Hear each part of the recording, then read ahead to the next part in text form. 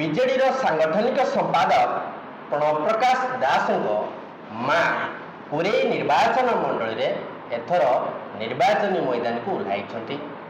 ସେପଟେ ବିଜେପିର poster boy Dharmendra ପ୍ରଧାନଙ୍କୁ କାଉଣ୍ଟର ଦେବାକୁ ବିଜେଡି ନିଜର ସାଂଗଠନିକ ସମ୍ପାଦକକୁ ସମ୍ବଲପୁରରେ ପ୍ରାର୍ଥୀ କରିଛି। କିନ୍ତୁ ଯାଜପୁରର ସ୍ୱାର୍ଥ ପାଇଁ କେଉଁଠି ନା କେଉଁଠି ବବି ଦାସଙ୍କର ଗୋଟେ କ୍ଷମତା କେନ୍ଦ୍ର ଯାଜପୁରରେ ରହିବାର ଆବଶ୍ୟକତା ଅଛି ବୋଲି ଦଳ ଅନୁଭବ କରିଛି। ଆଉ ଯେଉଁଥିପାଇଁ ବବି ଦାସଙ୍କ ମାଙ୍କୁ ପୁରୀରୁ ପ୍ରାର୍ଥୀ କରାଯାଇଛି। ଏ ପୁରୀ ନିର୍ବାଚନ ମଣ୍ଡଳୀ 1974, 77, 90, 95 ଓ 2000ରେ ବବି ଦାସଙ୍କ ବାପାଙ୍କ ଗଡ଼ ଥିଲା ଏବଂ ଗତ ତିନୋଟି ଯାକ ନିର୍ବାଚନରେ 2009, 2014 ଏବଂ 2019 ଏ ତିନୋଟି ଯାକ ନିର୍ବାଚନରେ ବିଜୁ ଜନତା ଦଳ ଏହି ନିର୍ବାଚନ ମଣ୍ଡଳୀ ପୁରୀ ନିର୍ବାଚନ ମଣ୍ଡଳୀରେ 50% ପାଖାପାଖି ଭୋଟ ହାତେଇଛି ନିଜ ସପକ୍ଷରେ ଏବଂ ବିରୋଧୀ ବିଜେପି କୁହନ୍ତୁ କଂଗ୍ରେସ କୁହନ୍ତୁ କେବେ ବି 30% ଭୋଟରୁ ଉପରକୁ ଯାଇପାରି ନାହାନ୍ତି। ତେଣୁ ବିପକ୍ଷ ଏବଂ ବିଜେଡି ଭିତରେ ଯେଉଁ 20% ଭୋଟ ପ୍ରତିଶତ ରହିଛି ଇଏ କେଉଁଠି ନା କେଉଁଠି ସୂଚାଉଛି ଯେ ଇଏ ଗୋଟେ ବିଜେଡିର ଗଡ଼।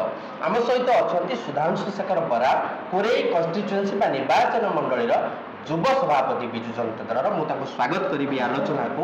ସାର୍ ଆପଣଙ୍କୁ ସ୍ୱାଗତ।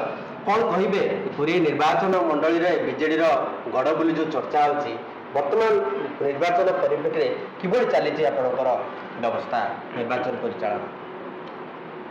ବିଜୁ ଜନତା ଦଳ କୋରେଇ ନିର୍ବାଚନ ମଣ୍ଡଳୀରେ ବିଗତ ନିର୍ବାଚନରେ କଂଗ୍ରେସ ଏବଂ ବିଜେପିର ମିଳିତ ଭୋଟଠାରୁ ମଧ୍ୟ 10,000ରୁ 15 ଅଧିକ ଭୋଟ ଥିଲା। କୋରେଇ ନୁହେଁ ସାରା ଓଡ଼ିଶାର ଜନସାଧାରଣ ମାନ୍ୟବର ମୁଖ୍ୟମନ୍ତ୍ରୀକୁ ଷଷ୍ଠ ଥର ମୁଖ୍ୟମନ୍ତ୍ରୀ କରି ସାରା ଦେଶରେ ଏକ ଐତିହାସିକ ପଦକ୍ଷେପ ସୃଷ୍ଟି କରିବା ପାଇଁ ସମସ୍ତଙ୍କ ମନ ଭିତରେ ଆଶା ଓ ଆକାଂକ୍ଷା ବୃଦ୍ଧି ପାଇଛି। ସେଥିରୁ କୋରେଇ ମଧ୍ୟ ଅନ୍ୟତମ। ଏବଂ ଏହି କୋରେଇ ନିର୍ବାଚନ ମଣ୍ଡଳୀରେ ଆଗାମୀ ଦିନରେ ଓଡ଼ିଶାର ଦାୟିତ୍ୱ ନେଇଥିବା ଅଦ୍ୱିତୀୟ ନେତା ବୋଲି ଯାହାକୁ ଆମେ କହୁଛନ୍ତି ଆମ ଯାଜପୁର ଜିଲ୍ଲାର ବବି ଭାଇ ବା ପ୍ରଣବ ପ୍ରକାଶ ଦାସ ତାଙ୍କ ମାଙ୍କୁ କୋରେଇରୁ ପ୍ରାର୍ଥୀ କରାଯାଇଛି ବିଜୁ ଜନତା ଦଳ ତରଫରୁ। କୋରେଇବାସୀ ଏଥିରେ ଅତ୍ୟନ୍ତ ଖୁସି। କୋରେଇ ଏକ ନୂଆ ବିକାଶ ଦେଖିବ, ନୂଆ ଇନଫ୍ରାଷ୍ଟ୍ରକ୍ଚର ଡେଭଲପମେଣ୍ଟ ହେବ। ସେଇଆକୁ ଆଦାୟ କରି ନବୀନ ପଟ୍ଟନାୟକଙ୍କୁ ଷଷ୍ଠ ଥର ମୁଖ୍ୟମନ୍ତ୍ରୀ କରିବା ପାଇଁ କୋରେଇର ପ୍ରତ୍ୟେକ ଜନସାଧାରଣ ପାଖରେ ଏ ବାର୍ତ୍ତା ଅଛି ଏବଂ ସମସ୍ତେ ପ୍ରଚେଷ୍ଟା କରିଛନ୍ତି ଆଗାମୀ ଦିନରେ କୋରେଇରୁ ବିଜୁ ଜନତା ଦଳ ତରଫରୁ ପ୍ରାର୍ଥୀ ହୋଇଥିବା ସନ୍ଧ୍ୟାରାଣୀ ଦାସଙ୍କୁ ବିପୁଳ ସଂଖ୍ୟାରେ ବିଜୟ ଦେବ ବୋଲି ସମସ୍ତଙ୍କର ଆଶା। 2014ରେ ଆକାଶ ଦାସ ନାକି ଯେ ବିଜେପିରୁ ପ୍ରାର୍ଥୀ ହୋଇଛନ୍ତି ସେ ବିଜେଡିରୁ ପ୍ରାର୍ଥୀ ହେଇକି ବିଧାୟକ ହେଇଥିଲେ। ତାଙ୍କ ହାତରେ କୋଉଠି ନା କୋଉଠି ବିଜେଡିର ସଂଗଠନ 5 ବର୍ଷ ପାଇଁ ଥିଲା। ପରବର୍ତ୍ତୀ ସମୟରେ 2019ରେ ଦଳ ତାଙ୍କୁ ଟିକେଟ୍ ଦେଲା ନାହିଁ ଏବଂ ସେ ସଂଗଠନ ତାଙ୍କ ହାତରୁ ଗଲା, ଅଶୋକ ବଳଙ୍କ ହାତକୁ ଆସିଲା। ତେଣୁ ଯେଉଁ 5 ବର୍ଷ ସେ ମଝିରେ ବିଜେଡିରେ ଥିଲେ, ତେଣୁ ଏଥର ଯେତେବେଳେ ବିଜେପି ତାଙ୍କୁ ଏଠି ପ୍ରୋଜେକ୍ଟ କରିଛି କେଉଁଠି ନା କେଉଁଠି ବିଜେଡି ଭୋଟ ପ୍ରଭାବିତ ହେବାର ଆଶଙ୍କା ଅଛି କି? ଭୋଟ ପ୍ରଭାବିତ ହେବା ଆଶଙ୍କା ଯେଉଁଟା ରହିଛି ବୋଲି କହୁଛନ୍ତି, ଯେତେବେଳେ ସେ ବିଜୁ ଜନତା ଦଳ ତାଙ୍କୁ ପ୍ରାର୍ଥୀ କରିଥିଲା 2014ରେ ବିଜୁ ଜନତା ଦଳର କର୍ମୀ, ବିଜୁ ଜନତା ଦଳ ସଂଗଠକ ଏବଂ ବିଜୁ ଜନତା ଭୋଟର ମଧ୍ୟ ଭୋଟ ଦେଇକି ତାଙ୍କୁ ବିଧାୟକ କରିଥିଲେ। ମାନ୍ୟବର ଓଡ଼ିଶାର ମୁଖ୍ୟମନ୍ତ୍ରୀ ନବୀନ ପଟ୍ଟନାୟକ ତାଙ୍କୁ 2000ରେ ଟିକେଟ୍ ଦେଲେନି, ଅଶୋକ ବଳଙ୍କୁ ଟିକେଟ୍ ଦେଲେ।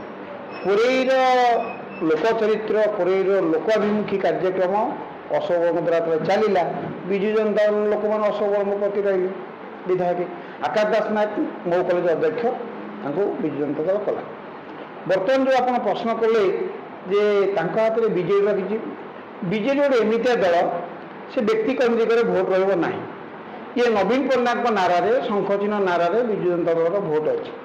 ଲୋକ ଚରିତ୍ର ନବୀନ ପଟ୍ଟନାୟକ ସାଙ୍ଗରେ ଅଛନ୍ତି, ଶଙ୍ଖଚିହ୍ନ ସାଙ୍ଗରେ ଅଛନ୍ତି, ବ୍ୟକ୍ତିଗତ ସାଙ୍ଗରେ ନାହାନ୍ତି।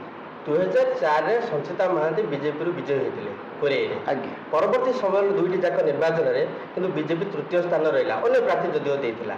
କିନ୍ତୁ 2019ରେ ବିଜେପି ଦ୍ୱିତୀୟ ସ୍ଥାନକୁ ଆସିଛି ଏବଂ ବିଜେପି ବର୍ତ୍ତମାନ ଆପଣଙ୍କ ବିଧାୟକ, ପୂର୍ବତନ ବିଧାୟକଙ୍କୁ ଏବଂ ମୋ କଲେଜ ଅଧ୍ୟକ୍ଷଙ୍କୁ ଯେତେବେଳେ ପ୍ରାର୍ଥୀ କରିଛି କେଉଁଠି ନା କେଉଁଠି ବିଜେପି ଗୋଟେ ଆଶା ରଖିଛି ତାର ଭୋଟ ପ୍ରତିଶତ ବଢ଼ିବା ସହିତ ସେ ବିଜୟ ପଥ ଆଡ଼କୁ ଆଗେଇବ। ଇଏ ଯେଉଁ ସ୍ପେକୁଲେସନ୍ ଅଛି ବିଜେପିର ଇଏ କେତେ କାର୍ଯ୍ୟକାରୀ ହୋଇପାରିବ? ये स्पेकुलेशन अच्छी बीजेपी ତାଙ୍କର ଚିନ୍ତାଧାରାରେ ସେ କହିଛନ୍ତି ଆକାଶ ଦାସ ନାୟକଙ୍କୁ ଯେତେବେଳେ ପ୍ରାର୍ଥୀତ୍ୱ ଦେଲେ ତାଙ୍କ ମାନସିକତା ଥିବ ଯେ ଆକାଶ ବାବୁ ବିଜେଡ଼ିରେ ଥିଲେ, ବିଜେଡ଼ିରେ କିଛି ଭୋଟ୍ କାଲକୁଲେସନ୍ ଆସିବ, ବିଜେପି ଭୋଟ୍ ଫିକ୍ସ ଏତିକି ଅଛି, ଆମେ ଦ୍ୱିତୀୟ ସ୍ଥାନରେ ବିଶ୍ୱଜିତ ନାୟକଙ୍କ ପିରିୟଡ଼ ଥିଲା, ଆକାଶ ବାବୁ ସେ ଜାଗାକୁ ଗଲା ପରେ ବିଜେପି ଭୋଟ୍ ପ୍ଲସ୍ ଆଡ଼୍ ହେବ ବିଜେଡ଼ିର କିଛି ଭୋଟ୍ ନେଇକି ଏଇଟା ଯେଉଁ ଅଙ୍କ ଅଛି ସମସ୍ତଙ୍କ ଚିନ୍ତାଧାରା ଅଛି ବୋଲି ଭାବୁଛନ୍ତି।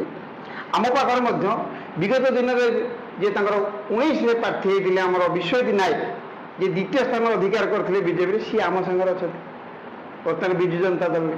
ଯିଏ ଆଲେକ୍ଜାଣ୍ଡାର ଦାସ ଯେ ଯୁବ ନେତୃତ୍ୱ ନେଉଥିଲେ ବିଜେପିରେ, ସିଏ ବି ବର୍ତ୍ତମାନ ବିଜେଡ଼ିରେ ଅଛି। ବିଜେଡ଼ିର ନେତୃତ୍ୱ ବଡ଼ କଥା ନାହିଁ, ବିଜେଡ଼ି ନବୀନ ପଟ୍ଟନାୟକ ଆଦର୍ଶ ବଡ଼ କଥା।